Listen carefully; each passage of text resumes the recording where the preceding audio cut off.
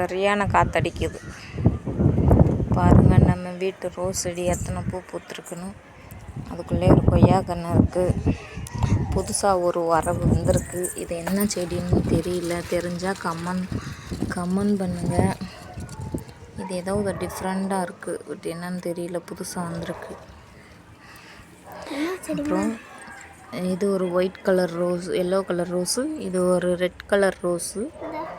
அப்புறம் இது ஒரு இந்த கலர் ரோஸ் ஒன்று பூத்துருக்குது. அப்புறம் இந்த சைடு ஒரு எல்லோ கலர் ஒன்று. அப்புறம் இதில் ஒன்று பூத்துருக்கு.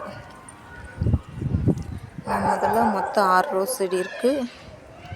ஒன்று ரெட்டு, 2 எல்லோ, 2 டபுள் கலர் இருக்குது. 2 டபுள் கலரில் ஒரு டபுள் கலர் வந்து